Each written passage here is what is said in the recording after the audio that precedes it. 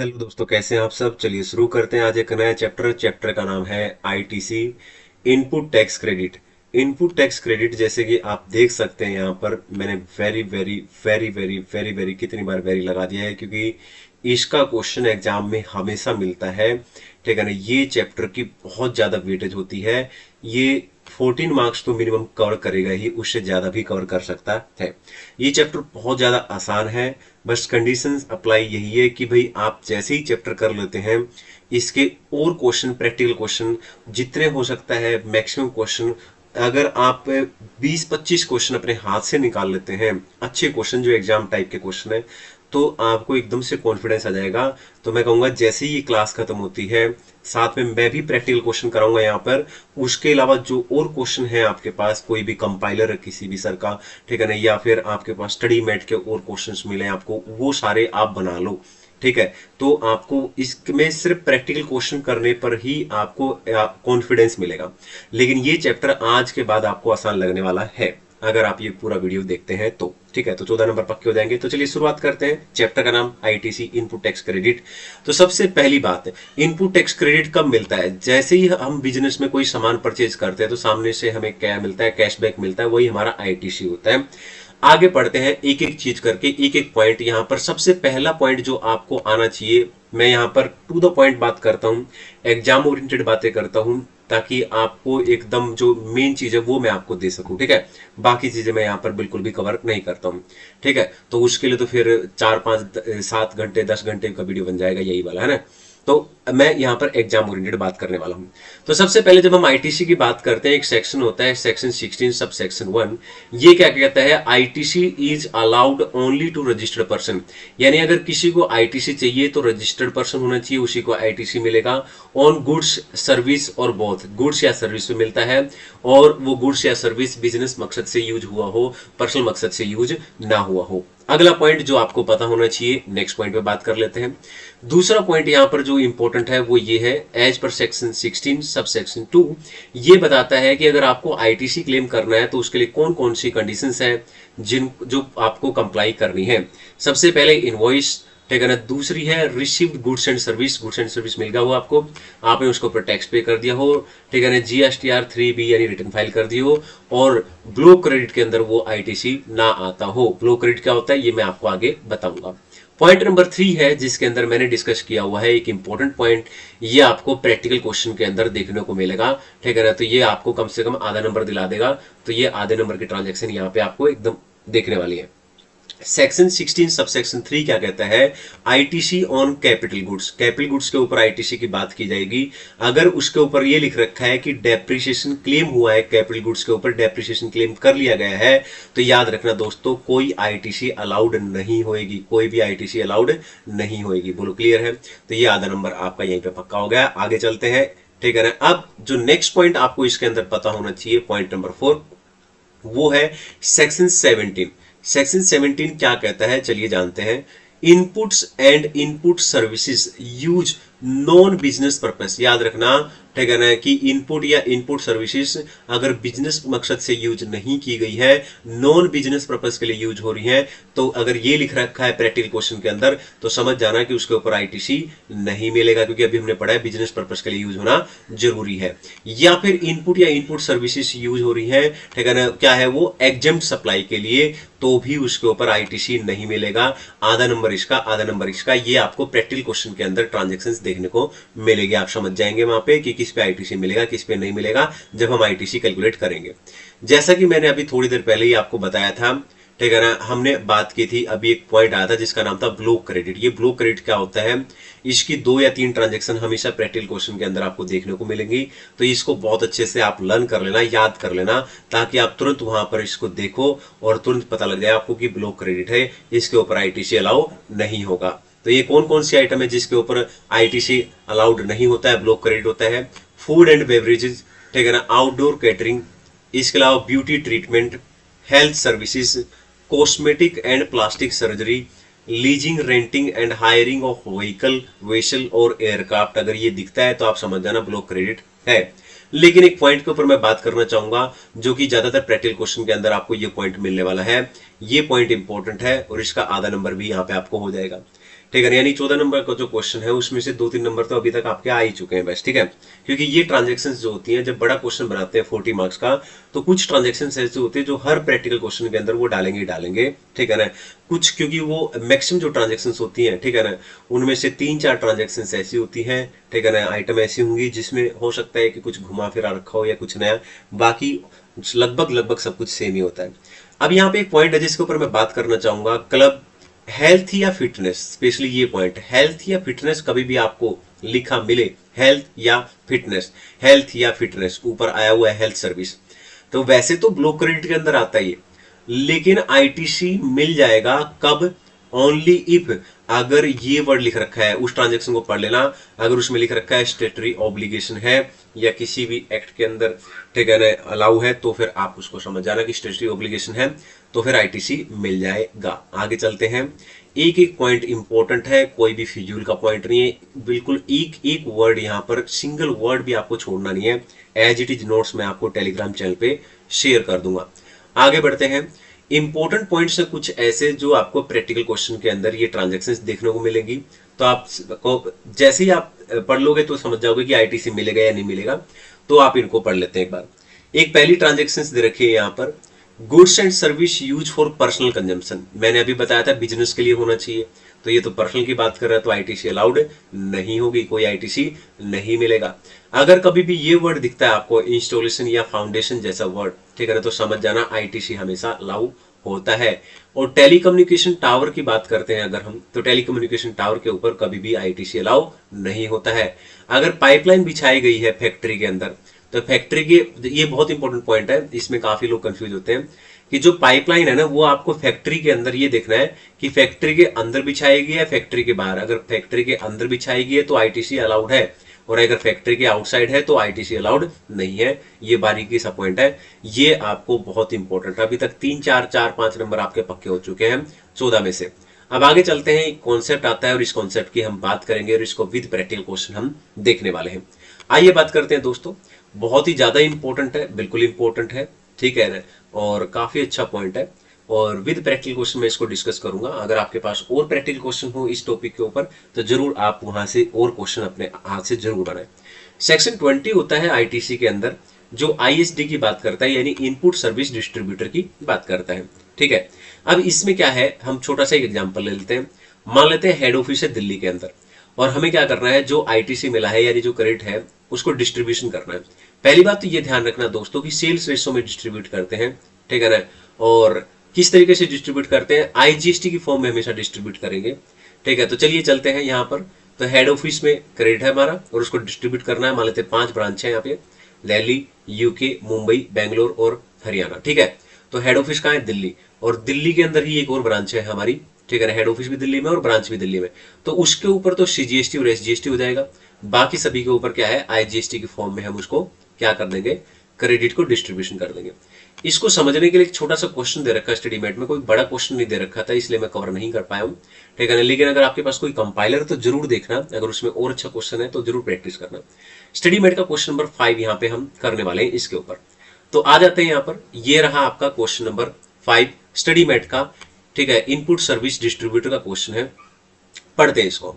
ये कहता है सर, ये कहता है एक कंपनी है, ठीक है, और इस कंपनी के अंदर क्या कहता है, कंपनी के अंदर कुछ यूनिट्स बता रखी हैं ए, बी और सी करके, और कंपनी में आगे पढ़ते हैं क्या कहता है, फैक्ट्री लगी हुई है कर्नाटका में, ठीक है, उसका टर्नओवर दे रखा है 27 करोड़, और दूसरा है तेलंगाना में, ठीक है ना, उसमें है 1 करोड़ टर्नओवर बता रखा है सबके अंदर। सर्विस सेंटर है कोई तमिलनाडु में, उसमें 2 करोड़ बता रखा है।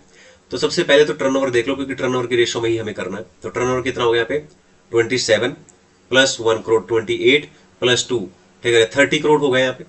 तो टोटल हो गया 30 करोड़, और रेशो बन गया 27/30, 1/30, 2, ये मतलब रेशो हो गया आपके ना। अब आगे कहते हैं आईएसडी, यानी कि हमें क्या करना है, क्रेडिट को डिस्ट्रीब्यूशन करना है। आगे पढ़ेंगे इसको पूरा, ठीक है ना। कंपनी जो है कॉर्पोरेट ऑफिस फंक्शन है आईएसडी, चलो ठीक है, आईएसडी बोल दिया इसने, इससे पहचान लिया हमने। It has to distribute, distribute की बात कर रहे हैं, आईटीसी यानी क्रेडिट डिस्ट्रीब्यूशन, और आईटीसी कितना है, टोटल आईटीसी 9 लाख, इसको डिस्ट्रीब्यूट हमें करना है। आगे पढ़ते हैं।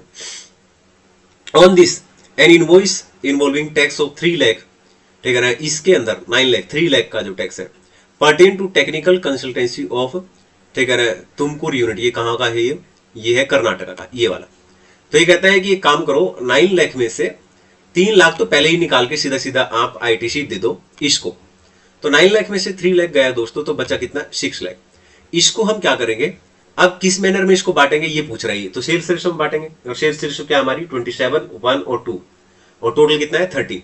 तो 6 lakh multiply by 27 divide by 30, 6 lakh multiply by 1 divide by 30, 6 lakh multiply by 2 divide by 30। 9 lakh करते इसकी जगह पे 6 लाख की जगह पे, लेकिन ऑलरेडी 3 लाख हम इसको डिस्ट्रीब्यूट कर चुके हैं। ऑलरेडी डायरेक्ट बता रखा है कि एक्सक्लूसिव 3 लाख तो इसके लिए है ही। बात खत्म। आ जाते हैं क्वेश्चन नंबर 5, इसका आंसर देख लेते हैं। यहां आप देख सकते हैं, तो टोटल टर्नओवर मैंने आपको बताया था 30 करोड़, और टोटल आईटीसी कितना दे रखा है? 9 लाख। ठीक है, 3 लाख इज डिस्ट्रीब्यूटर, 3 लाख तो पहले ही डिस्ट्रीब्यूट कर दिया, बाकी बैलेंस कितना बच गया? बैलेंस बच गया 6 लाख, और 6 लाख को तीनों यूनिट में डिवाइड करना। तो तीनों यूनिट के अंदर 6 लाख को हम बांट देंगे। कैसे बांटेंगे? सेल्स रेशो के अंदर बांट लेंगे। सेल्स रेशो क्या दे रखी थी? 6 लाख इंटू में 27 थी पहले वाले का, डिवाइड बाय 30। दूसरे का 6 लाख मल्टीप्लाई बाय 1 करोड़ था turnover, divide by total turnover. ठीक है ना, उसके बाद 6 लाख मल्टीप्लाई बाय इसका 2 करोड़ था, डिवाइड बाय टोटल टर्नओवर। इस तरीके से सबका हमने निकाल लिया यहाँ पर। ये होगा स्टडी मेट क्वेश्चन नंबर 5। आगे चलते हैं। तो आई होप क्लियर है, ये हो गया है। यहाँ पे विद प्रैक्टिकल क्वेश्चन हमने इसको निपटा दिया है। एक और कॉन्सेप्ट है जो छोटा सा क्वेश्चन, ठीक है ना, हमसे पूछा जा सकता है।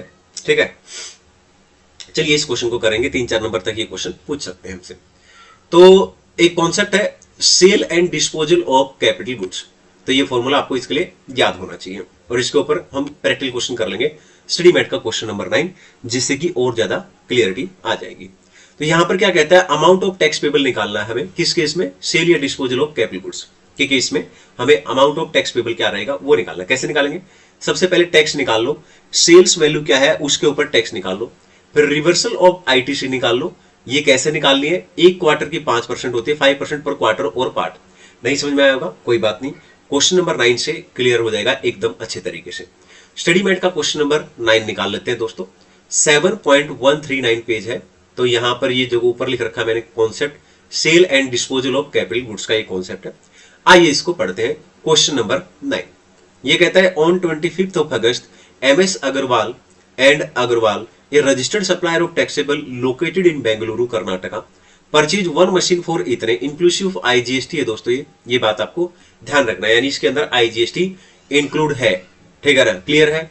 यानी अगर इसमें मैं आईजीएसटी का अगर रेट देखूं तो 18% है, और अगर मैं इसके ऊपर टैक्स रेट निकालूं, अगर मैं इसके ऊपर आईजीएसटी का अमाउंट निकालूं तो कैसे निकालूंगा? 12,39,000 यानी 12,39,000 divide by 118%, 118 multiply by 18।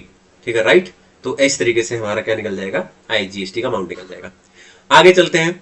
From one supplier of Maharashtra who issue the invoice on the same date, MS Agarwal, ठीक है ना, and Agarwal receive the machinery on the same day, ठीक है ना, avail ITC for eligible amount. आगे कहता है, MS Agarwal and Agarwal use for machine in process of manufacturing of taxable. ये देखो इतना पढ़ लो, कोई फर्क नहीं पड़ता है। मेन चीजें मैं आपको बताऊं क्या है। सबसे पहले तो ये देख लो कि इसने जो है मशीन बेची कितने की है, एमएस अग्रवाल ने सोल्ड कितने की है? ये की है 7,50,000, और सीधी सी बात है, इस पर टैक्स निकाल दो। टैक्स का रेट कितना दोस्तों? 18%। आ जाते हैं नीचे। तो पहले क्या है, ठीक है ना, जब हम क्वेश्चन करेंगे तो पहले ये छोटा सा फॉर्मूला लिख देना, sale and disposal of capital goods, tax on sale value divide by reversal of ITC, which average higher जो है वो आंसर हमारा हो जाएगा। तो ये अब हम क्वेश्चन बनाएंगे, आंसर कैसे निकालेंगे? जैसे कि मैंने आपको बताया था टैक्स ऑन सेल वैल्यू, तो मैंने ऊपर आपको बताया था, आप देख सकते हो। सबसे पहले सेल वैल्यू देख लो कितना है। सेल वैल्यू ये किया है ना सेल 7,50,000 में, इसके ऊपर टैक्स निकाल लेते हैं। रेट हमें दे रखा है तो निकाल लेते हैं। टैक्स ऑन सेल वैल्यू कैसे निकालेंगे? 7,50,000 में बेचे है मशीन को, और 18% का आईजीएसटी का रेट है। पहली लाइन तो क्लियर होगी। दूसरा निकालना रिवर्सल ऑफ आईटीसी, ये इंपॉर्टेंट है। ये कैसे निकलेगा? और दोनों में से विच एवरेज हायर होगा वो आंसर हो जाएगा। रिवर्सल ऑफ आईटीसी कैसे निकालेंगे दोस्तों? इस क्वेश्चन के अंदर रिवर्सल ऑफ आईटीसी कैसे निकालेंगे? सबसे पहले आईटीसी का अमाउंट निकालो। इस अमाउंट से ये जो ऊपर अमाउंट दिया गया है परचेज के टाइम पर, इसमें आईजीएसटी का अमाउंट निकालो, क्या रहेगा? तो 12,39,000, इसमें इंक्लूडिंग आईजीएसटी है, तो ये अपने आप में 118% है, क्योंकि 18% का रेट है, मल्टीप्लाई बाय 18। तो इस तरीके से ये निकल जाएगा। तो रिवर्सल ऑफ आईटीसी में क्या करना है आपको?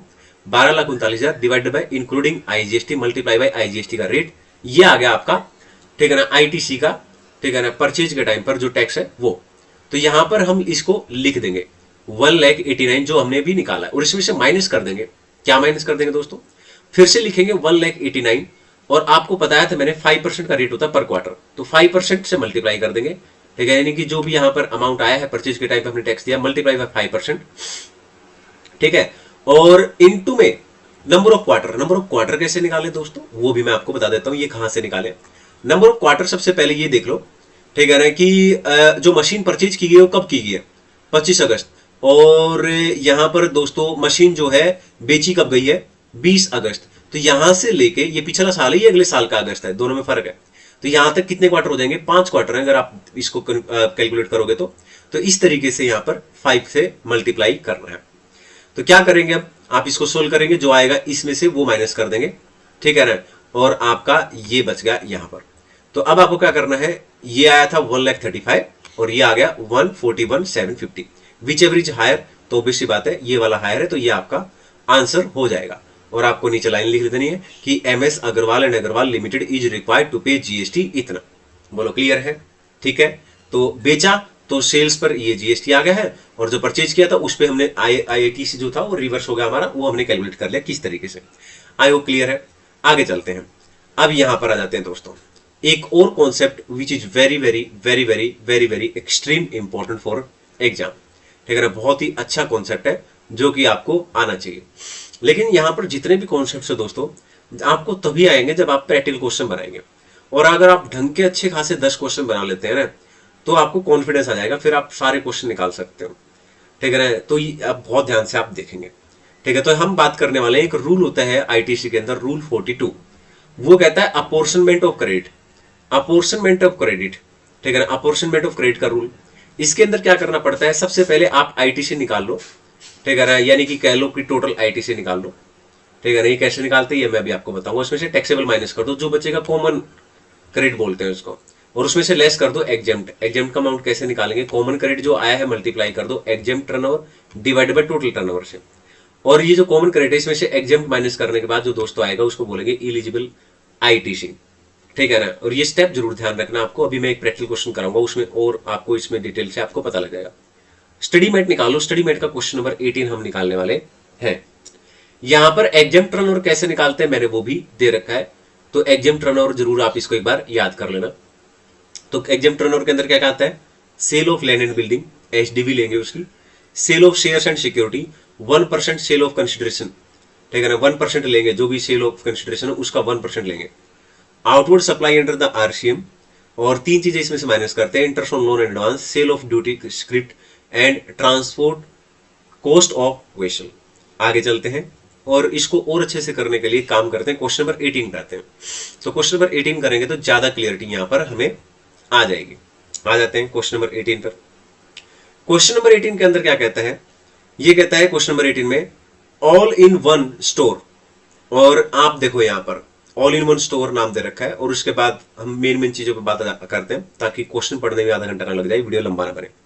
ठीक है ना, बाकी तो सारी चीजें बेकार की यहाँ पर जो भी दे रखी है हमारे किसी काम की नहीं। ये लाइन ध्यान रखने की है कि both exempt as well as taxable are sold in such store. इसका मतलब है टैक्सेबल भी गुड्स बेचा जा रहा है, एग्जेम्प्ट गुड्स भी बेचा जा रहा है। तो यहां से समझ में आ गया कि अपोर्शनमेंट का क्वेश्चन है। आगे चलते हैं और नीचे आ जाते हैं, इसके अंदर जो जो चीजें दे रखी है वो सारी हम पढ़ लेते हैं। यहां पर पहले पॉइंट के अंदर इसमें बता रखा है एग्रीगेट वैल्यू बता रखी है, जो जो आइटम बेची है उनके बारे में। उसके बाद एक और ट्रांसफर बता रखा है, ट्रांसफर यानी कि एक और सेल बता रखी है यहां पर। नीचे आ जाते हैं दोस्तों, इसमें परचेज की डिटेल दे रखी है। परक्योर वर्ड से मतलब होता है परचेज, तो परचेज की डिटेल दे रखी है, यानी कि परचेज के ऊपर ITC वगैरह मिलेगा या नहीं मिलेगा वो निकालना है। और इस पर हमें सोल्ड सेल जो किया इसके ऊपर GST की क्या लायबिलिटी बनेगी, आउटपुट लायबिलिटी, वो हम निकाल लेंगे। और बाकी ये सारे पॉइंट दे रखे हैं किसके ऊपर ITC मिलेगी या नहीं मिलेगी। और फाइनली हमसे क्या पूछ रखा है, बहुत सारे क्वेश्चन पूछ रखे हैं, इनको भी पढ़ लेते हैं। ये कहता है ABCDE ये सारे आंसर हमें दे रहे हैं। तो यहां पर सबसे पहले पूछा है कि ITC credit to electronic credit ledger निकाल के दिखाओ। बिल्कुल निकाल देंगे, ठीक है ना, स्टेप मार्किंग होती है तो इसके अलग से नंबर मिल जाएंगे। हमें कॉमन क्रेडिट निकाल देंगे, उसके नंबर मिल जाएंगे, कोई दिक्कत नहीं है। ITC attributable toward the exempt supply out of common credit, वो भी निकाल देंगे। एलिजिबल ITC, ठीक है ना, क्या कैसे निकालना है सब मैं अभी आपको सिखाऊंगा, don't worry. Net GST payable, ये सब हमें भी पढ़ने वाले हैं, बिल्कुल चिंता नहीं करनी है, ठीक है ना। तो अब आ जाते हैं नीचे की तरफ, कुछ नोट दे रखे हैं इसने। सबसे पहला नोट इंपॉर्टेंट है, बाकी चीजें तो कुछ पढ़ने की है नहीं, ठीक है ना। पहले नोट के अंदर कहता है कि GTA has not exercise the option to pay tax itself, tax is payable on such service 5%, ठीक है ना। And rate of GST in all other cases, ये कह रहा है जीएसटी में रेट 5% रहेगा और जीएसटी को जीटीए पे 5% रहेगा, और जीटीए को छोड़कर बाकी के जितने भी केस हैं उनके ऊपर जो है जीएसटी का 18% का रेट रहेगा। और क्वेश्चन को बिल्कुल आसान बनाने के लिए इन्होंने सीजीएसटी, एसजीएसटी और आईजीएसटी जो है इसको इग्नोर कर देना है। बिल्कुल एक कॉलम के अंदर क्वेश्चन चलेगा। अगर सीजीएसटी, एसजीएसटी और आईजीएसटी का भी चक्कर होता तो सीजीएसटी का अलग से कॉलम बनाना पड़ता है, एसजीएसटी का अलग से और आईजीएसटी का अलग से। लेकिन इसने बोल दिया है इग्नोर सीजीएसटी, एसजीएसटी और IGST for sake of simplicity, ठीक है, बोलो क्लियर है। तो यहाँ पे रेट याद रखना है 5% और 18%। क्वेश्चन पूरा खत्म हो गया। अब जितने भी इसने क्वेश्चन पूछे हैं इनको हमें निकालना है, तो कैसे निकालेंगे? सबसे पहले तो बात, ठीक है ना, आ जाते हैं आंसर के ऊपर। तो यहाँ पे आंसर निकालेंगे। तो सबसे पहला तो हम क्या निकालेंगे दोस्तों, ITC credit to electronic credit ledger हम निकालेंगे। तो यहाँ पे जो इसने पहला क्वेश्चन पूछा था आप यहाँ पे देख सकते हो, ITC credit to electronic credit ledger ये पूछा था और यही हम निकालेंगे, यानी कुल मिला के आईटीसी निकालेंगे। तो आईटीसी कब मिलता है? जब हम परचेज करते हैं। तो परचेज आईटीसी किस किस पे मिलेगा, किस किस पे नहीं मिलेगा। नहीं मिले तो नील भी लिखना है हमें, ठीक है ना। लेकिन मैंने यहाँ पे नील बिल सारी चीजें दिखाई नहीं है, ठीक है ना। हम सीधा क्वेश्चन करेंगे और अगर नील भी है तो नील भी दिखाएंगे डेफिनेटली, है ना। और अगर किसी पे आईटीसी अलाउड नहीं है तो आप लिखेंगे कि नील इस पे अलाउड नहीं है, ठीक है। चलिए आ जाते हैं। तो परचेज देख लेते हैं। सेल से तो हमें कोई मतलब नहीं है, क्यों? क्योंकि सेल भी तो आउटपुट टैक्स लायबिलिटी निकालनी, वो तो निकालनी नहीं, हमें तो आईटीसी देखना है और आईटीसी तो परचेज पे मिलता है। तो परचेज ये रही सारी की सारी। चलिए सबसे पहला दे रखा है टैक्सेबल आइटम 55 लाख। तो टैक्सेबल है, ऑब्वियसली बात है, टैक्सेबल पर हमेशा आईटीसी मिलता ही है दोस्तों। तो नीचे आ जाते हैं और यहां पर आ जाएंगे अपने क्वेश्चन के अंदर। पहली आइटम लिख लेंगे 55 लाख और नॉर्मली रेट क्या रहता है 18%, जब तक जीटीए ना लिखा हो। जीटीए पे 5% है, बाकी सब पे 18% है। तो 55 लाख का 18% ये मिल गया पहला आईटीसी। अगले पॉइंट पे चलते हैं और हम बात करते हैं और परचेजेज दे रखी होंगी। ये कहता item exempted, item exempted. Exempt के ऊपर मैंने आपको बताया ही था दोस्तों कि अगर एग्जेम्प्ट, ठीक है ना, कोई आइटम है, ठीक है ना, उसके ऊपर आईटीसी मिलेगा ही नहीं, बात खत्म, ठीक है ना। ITC not leviable to GST, GST नहीं लगेगा किस आइटम पे तो फिर उस पर भी नहीं मिलेगा आईटीसी। तो इन पे आईटीसी मिलेगा नहीं। ये टैक्सेबल था, इस पे आईटीसी मिल गया, इनको भी दिखा देंगे नील नील कर। आगे चलते हैं, ठीक है ना। फ्रेट पे टू द जीटीए, जीटीए पे मिलेगा, लेकिन जीटीए टैक्सेबल होना चाहिए, टैक्सेबल है बिल्कुल, तो मिल जाएगा 1 लाख। 1 लाख पे 5% मिल जाएगा। चलो लिख लो दोस्तों, ठीक है ना। यहाँ देखो 1 लाख, 1 लाख पे 5%, ये भी हो गया। अब आ जाते हैं वापिस ऊपर की तरफ, ठीक है ना। क्वेश्चन कंटिन्यू रखते हैं। फ्रेट पे टू जीटीए, ठीक है ना, ये एग्जेम्प्ट है, मैंने अभी बता दिया एग्जेम्प्ट के लिए आईटीसी है ही नहीं, नॉन टैक्सेबल के लिए भी आईटीसी है ही नहीं। आगे चलते हैं। मंथली रेंट बिल्कुल है आईटीसी, रेंट के ऊपर आईटीसी है, ठीक है ना। Monthly rent payable for complex 5,50,000। लेकिन याद रखना दोस्तों, अगर पर्सनल रेजिडेंशियल पर्पज से है तो आईटीसी अलाउड नहीं है, ठीक है। तो यहां पे बोला गया है 1/3 of total space is use for personal residential purpose, उसके लिए आईटीसी नहीं मिलेगा। यानी 5,50,000 जो है, ठीक है ना, मल्टीप्लाई कर देंगे हम 2/3 से, तो वो बिजनेस पर्पज से लिया जाएगा, उस पर आईटीसी हो जाएगा, ठीक है ना, 18% से। हाँ, तो 5,50,000 जैसा कि मैंने बताया है, 5,50,000 उसका 2/3, उस पर 18% आईटीसी मिल जाएगा। आगे चलते हैं दोस्तों और जल्दी जल्दी क्वेश्चन करते हैं। आसान लग रहा होगा अब तो, बिल्कुल। आगे आते हैं, ठीक है ना। Activity of packing item and putting the label of store, ठीक है, along with the sale price has been outsource, ठीक है। अमाउंट पेड फॉर पैकिंग, हमने कुछ खर्चा किया है पैकिंग के लिए, कुछ पैसे दिए, ठीक है ना, तो डेफिनेटली उसके ऊपर क्या है आईटीसी अलाउ होता है। तो 2.5 लाख पे, ठीक है ना, आईटीसी मिल जाएगा 18% से, ठीक है। ये भी क्लियर है, ओके। चलिए आगे चलते हैं और ऊपर आ जाते हैं वापिस से और आगे आइटम पढ़ते हैं। सैलरी, सैलरी पे याद रखना दोस्तों, जो स्टाफ को जो सैलरी वैलरी देते हैं ना, उसके ऊपर कोई आईटीसी वाईटीसी नहीं होता है, ठीक है। सैलरी वैलरी यहाँ पे आईटीसी में कवर नहीं होता है। आगे GST paid on input use for personal purpose, मैंने आपको बताया था बिजनेस पर्पस होना चाहिए, पर्सनल के लिए आईटीसी अलाउ नहीं होता है, ठीक है ना। GST paid on rent a cab avail for transportation of employ not obligatory, ठीक है ना। दोस्तों याद रखना, अगर कोई रेंट ए कैब की सर्विस है, ठीक है ना, और वो ऑब्लिगेटरी नहीं है तो फिर उसके ऊपर भी आईटीसी नहीं मिलता है। आगे जाते हैं। GTA paid item free sample, ठीक है ना। अगर जीएसटी पे है, मैं बार बार जीटीए बोल रहा हूँ, सॉरी, यहाँ पर शायद मैंने जीटीए बोला है हर जगह पे, ठीक है ना। ये जीएसटी पेड है, जीएसटी पेड है, एच जीएसटी पेड है। GST paid on item given as free sample, ठीक है। फ्री सैंपल पे भी कोई आईटीसी नहीं मिलता है। अब ये 5-7 जो 10 पॉइंट है ना, ये लिख लो आप चाहे तो। मंथली रेंट बिल्कुल अलाउ है, ठीक है, लेकिन पर्सनल पर्पज के लिए हो जाए, बिजनेस के लिए होना चाहिए। पैकेजिंग वगैरह के लिए अलाउ होता है, सैलरी के लिए अलाउ नहीं होता है, ठीक है ना, क्लियर है। और जीएसटी पे किया है, पर्सनल पर्पज से अलाउड नहीं है, ठीक है ना, ओके। ये तो नॉर्मली मिलता नहीं है, यहाँ पे दे रखा है, वैसे इसको थोड़ा ध्यान रखना। फ्री सैंपल पे अलाउड नहीं है आईटीसी, ये सब पे नील लिखना आपको दोस्तों। देखो क्वेश्चन खत्म होगा, इतना बड़ा क्वेश्चन लग रहा था आपको, और यहाँ से लेके यहाँ तक तो बस आईटीसी अलाउ है या नहीं है, वैसे ही पॉइंट थे। और आ जाओ, देखो पहला पॉइंट तो अब निकल गया अपने आराम से, सारे पॉइंट लिख लिए हमने, और बाकी सारे नील लिख देना, तो यहाँ पर टोटल आईटीसी निकल गया। तो पहला यहाँ पर अपना क्वेश्चन बन गया, पहला पार्ट खत्म। अब उसके बाद क्या करेंगे दोस्तों, इसमें से जो टोटल आईटीसी आया है, यानी कि ITC credit to electronic credit ledger आया है, इसमें से टैक्सेबल माइनस कर देंगे। तो टैक्सेबल सिर्फ 2 आइटम थी दोस्तों, अगर आप याद हो तो आपको, एक तो ये थी 55 लाख रुपए की, और 1 लाख रुपए की थी, ठीक है ना। तो ये मैं आपको दिखा भी देता हूँ, ठीक है ना। यानी कि जो ऊपर हमने क्वेश्चन पढ़ा है, इसमें से ये देख लो कि जितनी भी परचेजेज हैं, इनमें से टैक्सेबल कौन कौन सी थी। आप ये वर्ड देख लो, टैक्सेबल लिखा मिलेगा आपको। एक तो ये थी 55 लाख की, और आप नीचे आओगे ना यहाँ पे, तो एक वर्ड यहाँ मिलेगा आपको, ठीक है ना, टैक्सेबल। ये दोनों वर्ड पकड़ लो, 1 लाख, ठीक है ना। तो इन दोनों पर जो अपने आईटीसी ली है, ये हम क्या करेंगे, यहाँ पर लेस कर देंगे, ठीक है ना। ये वाली और ये वाली, इसमें से क्या कर देंगे, लेस। उससे क्या हो जाएगा, जो बाकी आ जाएगी वो कॉमन क्रेडिट आ जाएगी, ठीक है ना। बाकी क्या आ जाएगी, कॉमन क्रेडिट आ जाएगी, ठीक है, क्लियर है। अब आ गया, अब कॉमन क्रेडिट में से एग्जेम्प्ट माइनस करनी है, वो कैसे निकालते हैं वो भी मैं आपको बता देता हूं। नेक्स्ट स्टेप क्या है, कॉमन क्रेडिट आ गया है, कॉमन क्रेडिट में से एग्जेम्प्ट माइनस करना है। ये कैसे करेंगे, सबसे पहले कॉमन क्रेडिट लिख लो कितना आया है, मल्टीप्लाई कर दो exempt turnover divided by total turnover. Exempt turnover कैसे निकालते हो मैंने आपको सिखाया था, और टोटल टर्नओवर कैसे निकालते हैं वो भी मैंने आपको बताया है, ठीक है ना, क्लियर है। तो टोटल टर्नओवर में एग्जेम्प्ट टर्नओवर भी इंक्लूड हो जाएगा। अभी इस क्वेश्चन के अंदर हम एग्जेम्प्ट और टोटल टर्नओवर कैसे निकालेंगे, देखो हमने जो सेल की उसी को टर्नओवर बोलते हैं ना। तो यहाँ पे ये होगा, ये आ गया, ठीक है ना। एग्जेम्प्ट टर्नओवर के अंदर अगर हम बात करें, तो यहाँ क्लियरली लिख रखा है दोस्तों, ये है एग्जेम्प्ट टर्नओवर, इस पे भी जीएसटी नहीं लगेगा, ये भी एग्जेम्प्ट है। तो यहाँ पर ये हो गया टोटल 15 लाख, 15 लाख का एग्जेम्प्ट हो गया है, और टोटल की अगर बात करें तो उसमें एग्जेम्प्ट भी आ जाएगा। तो ये भी है, ये तो टैक्सेबल है ही, और इसमें ये भी प्लस कर दो, और साथ में अगर नीचे ये वाला पॉइंट पढ़ोगे तो इसमें भी हमने कुछ सेल किया, ये भी टर्नओवर में आ जाएगा 8 लाख। तो इन सबको टोटल कर लो, ठीक है ना, नीचे आ जाएगा। तो एग्जेम्प्ट में 15 लाख है, ठीक है ना। तो यहाँ पर आ जाते हैं वापिस, तो कॉमन क्रेडिट नीचे उतार लिया, multiply by 15 lakh divided by 65, ठीक है ना। और ये आ गया दोस्तों एग्जेम्प्ट अमाउंट। अब कॉमन में से ये एग्जेम्प्ट अगर माइनस कर देंगे तो इलिजिबल आईटीसी, ये भी टैक्सेबल, ये क्वेश्चन में पूछ रखा है, तो ये भी निकल गया अपना।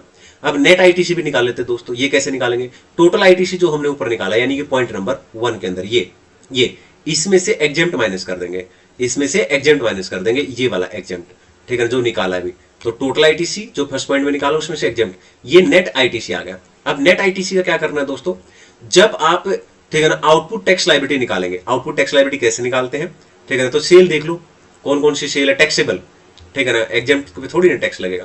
तो ये तो एग्जेम्प्ट है, इसके ऊपर कोई जीएसटी लगेगा नहीं, ये भी एग्जेम्प्ट है, इसके ऊपर कोई जीएसटी लगेगा नहीं। तो 42 लाख रुपए ये है, और 8 लाख रुपए की एक सेल ये है टैक्सेबल, ठीक है ना। तो 42 लाख और 8 लाख, 2 आउटपुट टैक्स लायबिलिटी है यहाँ पे।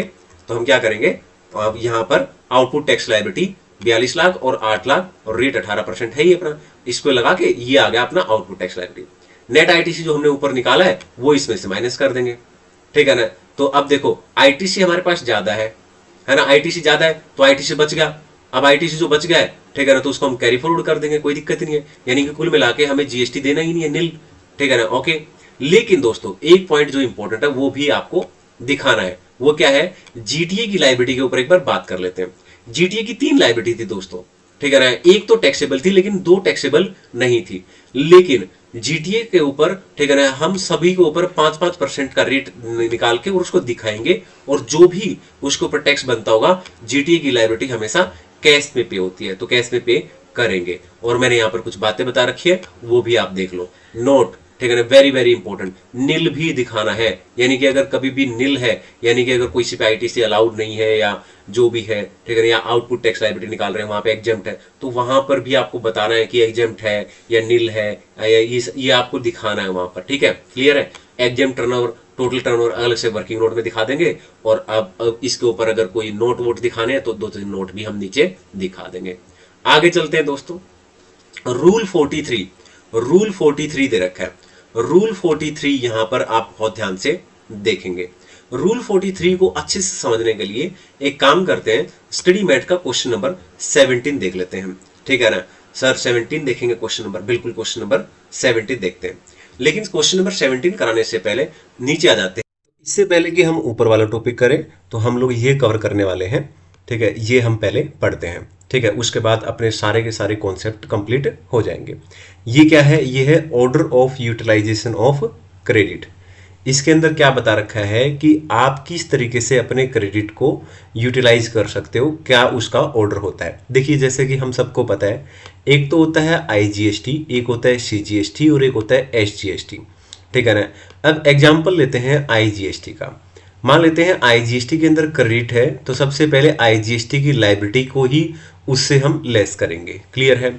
अगर उसके बाद भी हमारे पास IGST का क्रेडिट बच जाता है तो फिर आप उसको, आपकी मर्जी है, चाहो तो आप उसको CGST के लिए भी यूज कर सकते हो या SGST के लिए भी, टैक्स लायबिलिटी के लिए यूज कर सकते हो। लेकिन अगर हम बात करें CGST की, तो CGST के लिए अगर आपके पास क्रेडिट है CGST में, ITC है, तो पहले तो CGST की आउटपुट टैक्स लायबिलिटी के लिए यूज करेंगे, उसके बाद IGST के लिए यूज कर सकते हैं, SGST के लिए यूज नहीं कर सकते हैं। ठीक वैसे ही SGST का है, SGST का ITC जो होता है क्रेडिट है, वो पहले SGST के लिए, टैक्स के लिए ही यूज कर सकते हैं, ठीक है ना? बाकी का जो बचेगा उसको IGST के लिए यूज कर सकते हैं, बट हम CGST के लिए यूज नहीं कर सकते। यानी CGST हम SGST के लिए यूज नहीं कर सकते, SGST CGST के लिए यूज नहीं कर सकते। बोलो क्लियर है? ठीक है, तो ये है order of utilisation of credit. कभी कभी इसके ऊपर छोटा सा पॉइंट भी आ जाता है, ठीक है ना? तो एक सबसे इंपॉर्टेंट क्वेश्चन है इस चैप्टर का, क्वेश्चन नंबर 22। ये क्वेश्चन हम निपटा लेते हैं, उसके बाद शांति से आराम से जो अभी हमने टॉपिक छोड़ा है उस टॉपिक पे हम बात कर लेंगे। वो नाम का है, ठीक है ना? हो जाए तो भी ठीक है, हम उसको एक बार देख लेंगे, ठीक है ना? उस रूल को भी। तो ये हमारा खत्म हो गया, तो ये समझ लो 95% से ज्यादा चैप्टर हमारा खत्म होगा, ठीक है? तो वो 1% 2% जो है उसको हम डिस्कस कर लेंगे। तो यहाँ पर चैप्टर का सबसे अच्छा क्वेश्चन है क्वेश्चन नंबर 22, इसको मैं डिस्कस करने वाला हूँ, ठीक है ना? तो चलिए इसको हम पढ़ते हैं, ठीक है ना? तो यहाँ पर आ जाते हैं और ये रहा आपका, ठीक है, क्वेश्चन नंबर 17 ऊपर आने वाले टॉपिक के ऊपर, रूल 43, ठीक है ना? और अभी हम क्वेश्चन डिस्कस करने वाले हैं, कौन सा? Question number 22। ये क्वेश्चन निकाल लेंगे, स्टडी मैट का क्वेश्चन नंबर 22 है ये। बहुत आराम से इसको पढ़ने वाले हैं, और ये क्वेश्चन आप 1-2 बार बना लो, बस आपका कॉन्फिडेंस अपने आप ही हाई हो जाएगा, ठीक है? और ऐसे ऐसे और 4-5 क्वेश्चन अगर आपने निकाल दिए, 10 क्वेश्चन अच्छे वाले निकाल लो आप, ठीक है ना? तो आप बिल्कुल फिर बाकी के सारे क्वेश्चन आप निकाल सकते हो, ठीक है? चलिए आगे चलते हैं। वी सप्लाई प्राइवेट लिमिटेड करके एक कंपनी है, ठीक है ना? वो देख लेते हैं कहाँ पर क्या कर रही है। वो रजिस्टर्ड है, मैन्युफैक्चर कर रही है कोलकाता वेस्ट बंगाल के अंदर। ये बात आपको जरूर ध्यान रखनी है। क्यों? क्योंकि इससे CGST, SGST या IGST डिसाइड होती है, ऑब्वियस सी बात है ना। नीचे बाकी की सारी बातें हमें पढ़ने की जरूरत नहीं है, नीचे आ जाते हैं, कुछ बातें लिख रखी हैं यहाँ पे। कंपनी की एक रिपोर्ट में कुछ डिटेल दे रखी है।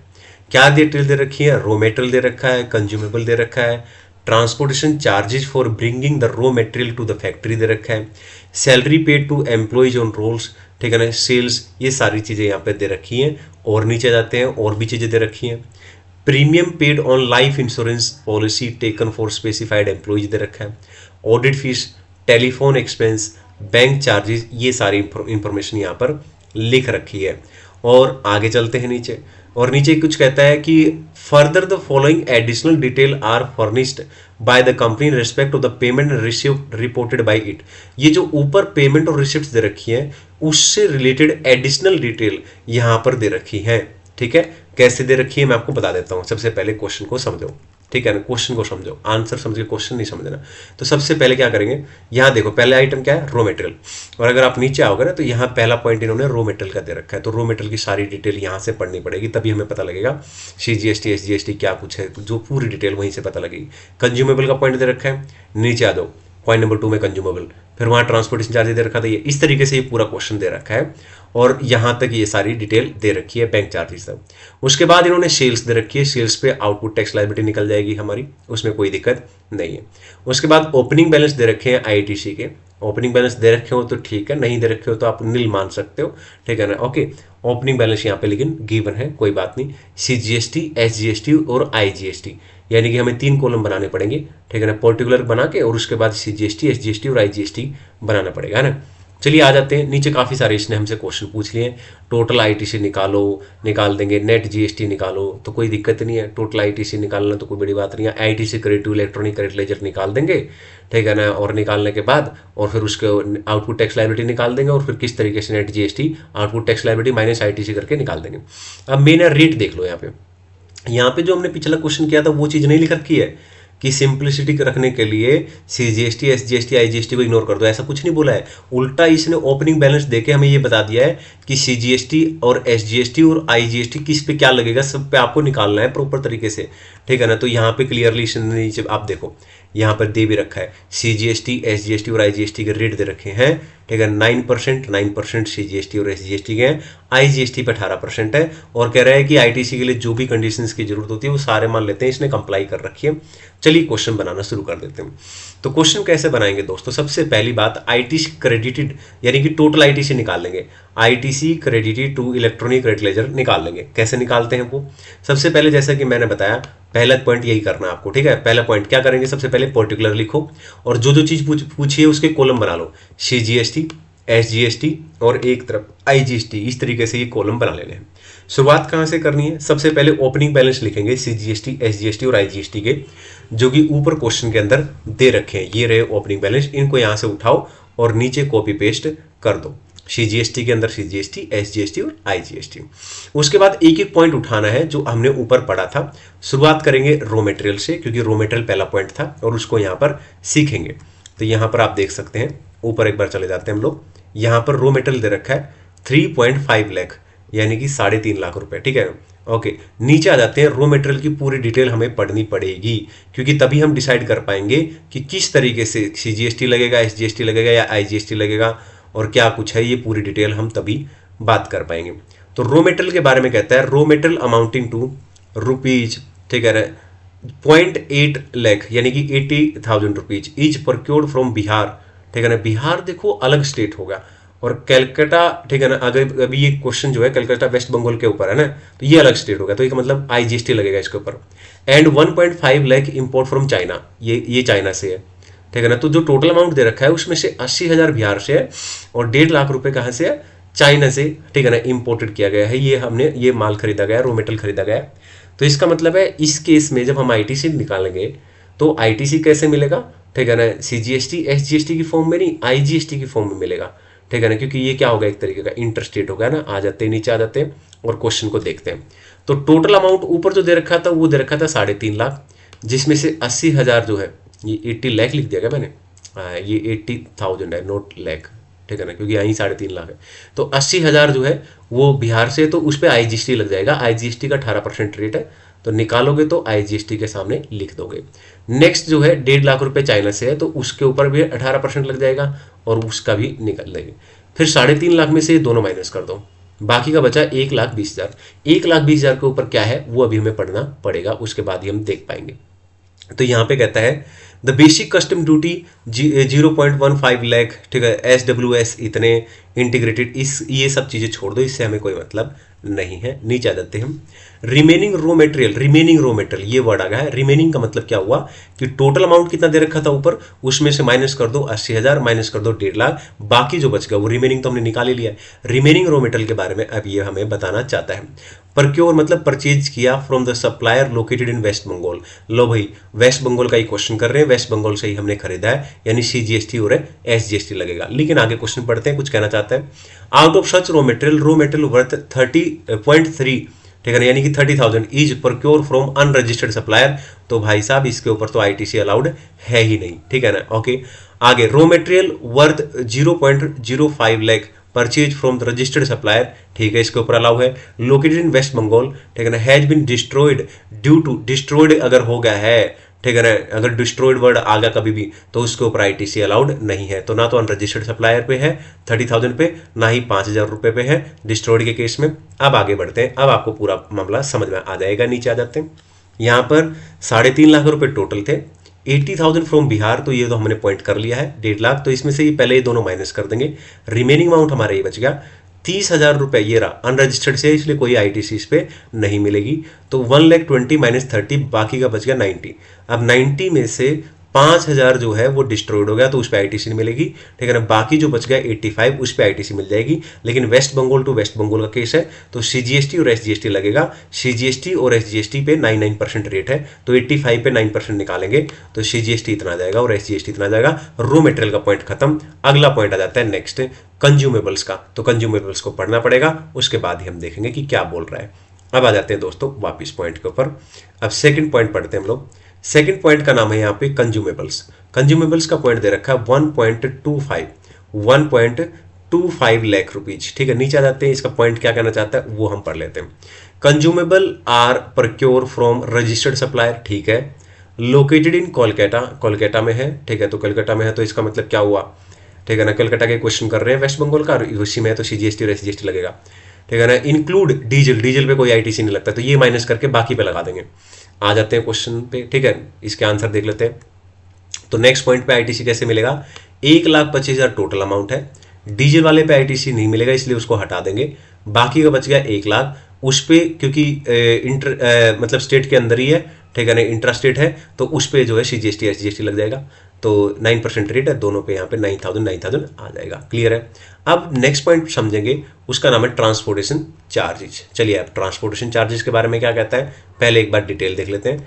ट्रांसपोर्टेशन चार्जेस में टोटल पॉइंट दे रखा है 70,000 रुपए, 70,000। नीचे इसकी डिटेल दे रखी है, डिटेल हमें पढ़नी पड़ेगी। तो यहाँ पर अब हमने ये भी पॉइंट कर लिया है, और अब हम कर रहे हैं ट्रांसपोर्टेशन चार्जेस की।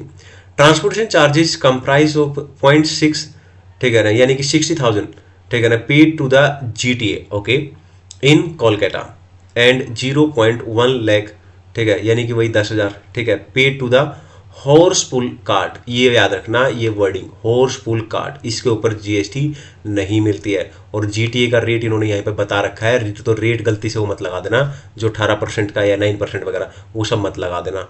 क्लियर है, इतना जरूर ध्यान रखना। तो रेट कितना है 5%, और याद रखना कि जो टोटल अमाउंट है उसमें से ये 10,000 अलाउड नहीं है, ठीक है ना, ये बात ध्यान रखनी है। नीचे जाते हैं क्वेश्चन के ऊपर। ट्रांसपोर्टेशन चार्जेस में जो टोटल अमाउंट लिख रखा है वो है 70,000, लेकिन उसमें से हॉर्स वाला जो अमाउंट था वो माइनस कर देंगे, बाकी का जो अमाउंट है वो लिख लेंगे, और उसके ऊपर सीजीएसटी और एसजीएसटी लग जाएगा, क्योंकि ये विद इन द स्टेट है, ठीक है। और 5% का टोटल रेट है, तो इसमें सीजीएसटी और एसजीएसटी 2.5% होगा, तो ये निकल गया 1,500 इसका जाएगा, और यहाँ पर ये आ जाएगा। अब इसके बाद आता है लाइफ इंश्योरेंस पॉलिसी की बात कर लेते हैं। Health insurance, life insurance policy, life insurance की बात कर लेते हैं। आ जाते हैं लाइफ इंश्योरेंस पॉलिसी के ऊपर बात करते हैं। नेक्स्ट पॉइंट दे रखा है इसमें, इसके अंदर अगर हम पढ़े तो सैलरी, सैलरी मैंने आपको बता दिया था कि सैलरी के ऊपर कोई आईटीसी नहीं मिलता है, तो इसको तो भूल जाओ, तो इसको आपको नील लिखना है। आगे चलते हैं नेक्स्ट आ जाता है लाइफ इंश्योरेंस प्रीमियम की, यहाँ पर बात कर रखी है, ठीक है ना, जो कि इतना दे रखा है। इससे रिलेटेड क्या दे रखा है पॉइंट, वो भी हमें नीचे पढ़ना है। लाइफ इंश्योरेंस पॉलिसी, ठीक है, not allowed but in this case स्टेटरी obligation है, तो इट विल बी अलाउड, ठीक है ना। लाइफ इंश्योरेंस पॉलिसी स्टेटरी ऑब्लिगेशन है, तो यहाँ पे आ जाते हैं, तो ये अलाउड हो जाएगा आपका। तो लाइफ इंश्योरेंस पॉलिसी है, टोटल अमाउंट 1,60,000, और सीजीएसटी और एसजीएसटी लगेगा, क्योंकि ये तो विद इन स्टेट ही होता है ना, तो ये हो जाएगा। अब आगे आ जाते हैं। अब आगे तो सारे के सारे इंपॉर्टेंट क्वेश्चन नहीं, क्या नॉर्मल क्वेश्चन है, कोई बड़ी बात नहीं है, कुछ भी माइनस प्लस नहीं करना है। ऑडिट फीस का अमाउंट डायरेक्ट दे रखा है, ऑडिट फीस सीधी सी बात है विद इन द स्टेट ही है, तो सीजीएसटी एसजीएसटी। टेलीफोन एक्सपेंस, तो टेलीफोन तो भाई वहीं लगा हुआ है ना फैक्ट्री वैक्ट्री में, तो सीधा अमाउंट पे सीधा 9% इसका, 9% इसका।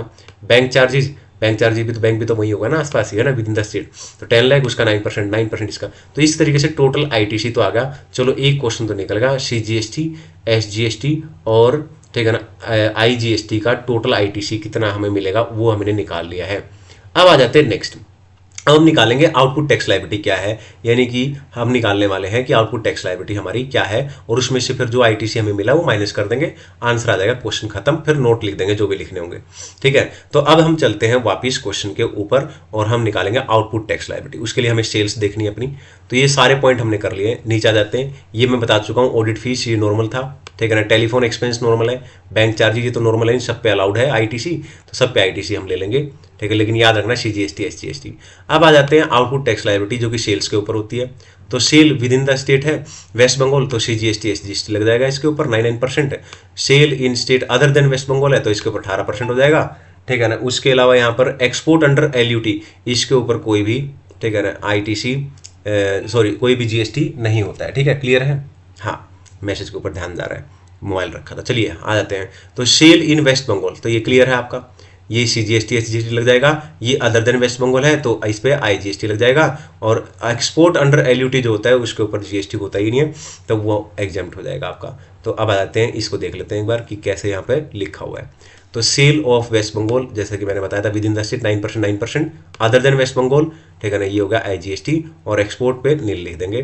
तो ये आ गया आपका आउटपुट टैक्स लायबिलिटी। इसमें से जो ITC मिला है ऊपर जो हमने निकाला वो माइनस कर देंगे, ठीक है ना। तो माइनस करने के बाद जो बचा ये आपके आउटपुट टैक्स लायबिलिटी है, नेट GST पेबल बोलेंगे इसको। तो ये हमारा आंसर निकल गया। आगे चलते हैं, ठीक है ना। GTA के ऊपर हम निकाल देंगे अलग से, क्योंकि GTA में पहले भी हमने बात की है, ठीक है ना, कैश में पेमेंट वाली बात। ठीक है, चलते आगे। नीचे कुछ नोट दे रखे हैं मैंने, तो नोट लिख सकते हो आप कि ITC इज अलाउड नहीं होता डिस्ट्रॉयड इनपुट्स पे, ठीक है ना। Audit fees, telephone expense, bank charges use in the course of, ठीक है ना, या फर्दरेंस ऑफ द बिजनेस तो अलाउड होता है, ठीक है ना। आगे export of goods under the zero rated supply, ठीक है ना, इसके ऊपर कोई भी GST नहीं लगता है, ठीक है ना, ये बात हमने भी पढ़ी, ठीक है ना। In case of GST ITC तो लेंगे ही, रिवर्स चार्ज मैकेनिज्म में टैक्स भी पे करेंगे कैश के अंदर, ठीक है ना, वो हमने बात कर लिया है। ऑर्डर ऑफ यूटिलाइजेशन का भी नोट लिख सकते हो। ऑर्डर यूटिलाइजेशन मैंने अभी आपको बताया था, वो भी आप इसके अंदर नोट लिख सकते हो, ठीक है। तो ये हो गया अपना सारा का सारा। अब आ जाते हैं वापिस, जो पॉइंट हमने ऊपर छोड़ा है उसके ऊपर बात कर लेते हैं। अब आप क्वेश्चन बना लेना, इसके सारे के सारे बड़े बड़े क्वेश्चन भी मैंने यहाँ पे सोल्व करवा दिए हैं, ठीक है। अब आ जाते हैं यहाँ पर क्वेश्चन नंबर 17। और क्वेश्चन नंबर 17 किसके ऊपर है, एक बार इसके ऊपर मैं आपको बता देता हूँ, ठीक है ना। यहाँ पर ये है पॉइंट नंबर 10, ठीक है। और रूल 43 के ऊपर एक क्वेश्चन है स्टडी मेट में, क्वेश्चन नंबर 17 वो दे रखा है। एक बार इसको देख लेते हैं, फिर आप सारे क्वेश्चन इसके रूल 43 के भी बना पाएंगे। ये रहा रूल 43 का question.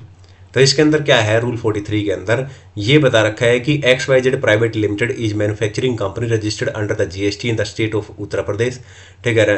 It manufacture 2 taxable product है, alpha, beta and 1 exempt product gamma. लेकिन 1 अक्टूबर से क्या हुआ, ठीक है ना, कि जो बीटा है ना वो तो एग्जेम्प्ट हो गया, और जो गामा है ना उसकी जो एग्जेम्पशन थी वो विड्रॉ कर ली। यानी कि हम कह सकते हैं कि बीटा जो है वो अब एग्जेम्प्ट है और गामा अब टैक्सेबल है। अब ये 1 अक्टूबर के बाद की बात कर रहे हैं, ठीक है। अब टर्नओवर दे रखे हैं तीनों के, ठीक है, और तीनों के टर्नओवर यहाँ पे बता रखे हैं, ठीक है, क्लियर है। तो यहाँ पर बीटा कौन है, ये, अब ये जो है ये एग्जेम्प्ट है, अब ये ध्यान रखना आप। तो ये 10 लाख, ठीक, क्लियर है। अब यहाँ पे नीचे आ जाते हैं, कुछ कुछ इसकी इंफॉर्मेशन दे रखी है। XYZ limited has furnish the following details. तो यहाँ पर सारी डिटेल दे रखी है दोस्तों। यहाँ पर मशीन परचेज की है, वाई, ये सब चीज़ें दे रखी हैं। आइए इस क्वेश्चन को कैसे निकालना है। सबसे पहले इसमें क्या कंप्यूट करना है, ये सारी डिटेल के बाद आप पढ़ोगे तो इसमें लिख रखा है कि आपको क्या क्या निकाल के दिखाना है, वो सारी चीज़ें पूछ रखी हैं। ITC credit to electronic credit ledger, common credit, exempt supply, ठीक है ना, ओके, और GST लाइबिलिटी, ठीक है, ये सब बातें यहाँ पर दे रखी हैं। सब हमें निकाल के दिखाना है कि किस तरीके से निकालेंगे। आइए जानते हैं। सबसे पहले हम क्या करेंगे, ITC credited to electronic credit ledger यहाँ पे निकालेंगे। लेकिन कैसे निकालेंगे, यहाँ पर आ जाते हैं वापस, ठीक है। सबसे पहले ये रहा मशीनरी यू परचेज ऑन, ठीक है ना, 1 अक्टूबर, ठीक है ना। अगर मशीनरी यू परचेज की है 1 अक्टूबर फॉर बीइंग यूज, ठीक है ना, इन मैन्युफैक्चरिंग ऑल 3 प्रोडक्ट, तो तीनों प्रोडक्ट के ऊपर, तो क्या इसके ऊपर मिलेगी, बिल्कुल मिलेगी। अगर टैक्सेबल है, ठीक है ना, तो भी ITC मिल जाएगी। टैक्सेबल और एग्जेम्प्ट तीनों को मिला के है, ठीक है ना, तो भी मिल जाएगी। लेकिन खाली एग्जेम्प्ट, एक्सक्लूसिव फॉर एग्जेम्प्ट है तो अलाउ नहीं होगी, तो ये अलाउ हो जाएगा GST यहाँ पर, ठीक है ना। इसके ऊपर 36,000 यहाँ पे लिख देंगे, ये रहा 36,000, ठीक है ना। फिर नेक्स्ट पढ़ेंगे मशीनरी, नेक्स्ट पढ़ेंगे, नेक्स्ट मशीनरी की बात करेंगे। और उसके बाद आ जाते हैं यहाँ पे, फिर है मशीनरी वी परचेज की है 1 अक्टूबर for being use in manufacturing product alpha and gamma. Alpha and gamma कौन कौन है एक बार देखना पड़ेगा दोस्तों हम लोगों को। क्वेश्चन कहाँ गया, ये रहा अल्फा और गामा, ठीक है। देखो बीटा एग्जेम्प्ट है अब 1 अक्टूबर से, ठीक है ना, तो अल्फा और गामा ये तो दोनों टैक्सेबल ही हैं, तो ऑब्वियस सी बात है टैक्सेबल है, तो इसके ऊपर भी ITC मिल जाएगी 18,000 रुपये। डायरेक्ट GST निकाल के दिखा रखी है, आपको कुछ निकालने की जरूरत नहीं है, सीधा अमाउंट आपको लिख देना है। अब आगे चलते हैं और बात करते हैं, ठीक है ना। नेक्स्ट यहाँ पे अब आ जाते हैं यहाँ पे मशीनरी W परचेज, ठीक है ना, 1 अक्टूबर for being exclusive use in manufacturing of beta. Beta तो एग्जेम्प्ट है दोस्तों, तो इसके ऊपर तो कोई भी आईटीसी अलाउ नहीं होगी। Machinery Y purchase on 1 October 4 year ago, machinery Y purchase किए 4 साल पहले, तो फिर आईटीसी भी 4 साल पहले ले चुके होंगे, तो इसको इस पर भी कोई नहीं मिलेगी। मशीनरी जेड परचेज किए 2 साल पहले, तो इस पर भी 2 साल पहले आईटीसी ले चुके होंगे, तो इस पर भी कोई आईटीसी नहीं मिलेगी। Raw material use for manufacturing alpha, तो एल्फा तो टैक्सेबल है ना, तो उस पर हो जाएगा 27,000 रुपये, ठीक है ना। तो यहाँ पे नीचे देख लेते हैं, तो ये रहा 27,000, क्लियर है। आगे चलते हैं और आगे पढ़ते हैं। Raw material use for beta, beta तो एग्जेम्प्ट है, नहीं मिलेगी, ठीक है ना। And raw material use for manufacturing purchase किया है, raw material use for gamma, gamma तो टैक्सेबल है, तो उस पर मिल जाएगा 18,000, तो नीचे लिख रखा हुआ 18,000, ये रहा। तो इस तरीके से इनके आईटीसी निकाल लेनी है। टैक्सेबल है या टैक्सेबल और एग्जेम्प्ट है तो अलाउ है, और एक्सक्लूसिव फॉर एग्जेम्प्ट है तो अलाउ नहीं है। तो इस तरीके से आईटीसी हम लोग निकाल लेंगे। ये आ गया आपका टोटल आईटीसी। नेक्स्ट पॉइंट आपको क्या करना है, कॉमन क्रेडिट निकालना दोस्तों। कॉमन क्रेडिट का मतलब है ऐसी मशीन देखनी है, ठीक है ना, जो कि ठीक है ना दोनों में है, ठीक है ना, टैक्सेबल प्लस उसके अंदर है, ठीक है। तो ऐसी मशीन देखनी है। तो सबसे पहले कौन कौन सी है देख लेते हैं एक बार, ठीक है ना। पहली भी है क्योंकि इसमें तीनों मशीन है, तो एग्जेम्प्ट भी आ गई और टैक्सेबल भी आ गई, ठीक है ना। और उसके बाद एल्फा और ये तो दोनों टैक्सेबल है, ठीक है ना। बीटा खाली एग्जेम्प्ट है, ठीक है ना। और इसके बाद ये देख लेते हैं, मशीन यू लिख रखी है इन्होंने, मशीन यू लिख रखी होगी देखो कॉमन के अंदर, क्योंकि इसमें क्या है टैक्सेबल भी है और वो भी है, ठीक है। ओके, फिर उसके बाद देखते हैं नेक्स्ट, उसके बाद आ जाते हैं यहाँ पर मशीन वाई, ठीक है ना। मशीन वाई 4 साल पहले जो कि बीटा के लिए यूज हो रही थी, अभी गामा के लिए, तो बीटा एग्जेम्प्ट और ये टैक्सेबल, ये भी दोनों के लिए होगा, ये भी आ गया 72, तो नीचे लिख देंगे मशीन वाई वाला भी 72। कॉमन मतलब जो टैक्सेबल के लिए भी और नॉन टैक्सेबल यानी एग्जेम्प्ट के लिए भी, क्लियर है। आगे चलते हैं, मशीन वाई भी लिख दिया, और उसके बाद आ जाता है मशीन वाई के बाद यहाँ पर machinery Z 2 year ago use in all 3, ये भी 3 के अंदर है, तो ये भी हो जाएगा, बाकी नहीं होएगा, ठीक है ना। बाकी क्योंकि हर एक, ये भी एक के लिए, ये भी एक के लिए, ये भी एक के लिए, ठीक है ना। तो कॉमन किसे बोलेंगे, जो टैक्सेबल और एग्जेम्प्ट दोनों के लिए होगा, ठीक है। आ जाओ, तो ये हो गया हमारा कॉमन, तो निकाल लिया 3 मशीन के ऊपर जो दे रखा था जीएसटी, वहाँ पे हमने लिख लिया। अब तीसरा जो पॉइंट है ये इंपॉर्टेंट है, ये पॉइंट के लिए ये क्वेश्चन करा रहा हूं मैं, ठीक है ना। बाकी तो कोई बड़ी बात थी नहीं, है ना। अब common credit attributable to exempt supply, इस ये कैसे निकालते हैं दोस्तों। तो जो ये कॉमन क्रेडिट आप लोगों ने निकाला है ना, इसको 5 ईयर में कितने, एक साल में कितने महीने होते हैं 12, 5 साल में कितने होते हैं 60, तो इसको ना 60 से डिवाइड करना, मंथली कितना है वो निकाल लेना कॉमन क्रेडिट। तो मंथली कॉमन क्रेडिट निकाल के और मल्टीप्लाई कर देना exempt turnover divided by total turnover. Exempt turnover और टोटल टर्नओवर कहां से निकालेंगे ये भी मैं आपको बता देता हूं, ऊपर क्वेश्चन में दे रखा है। तो टोटल टर्नओवर तो ये रहा दोस्तों, देखो टर्नओवर दे रखा है ना, इन तीनों का टोटल, ये तो टोटल टर्नओवर आएगा।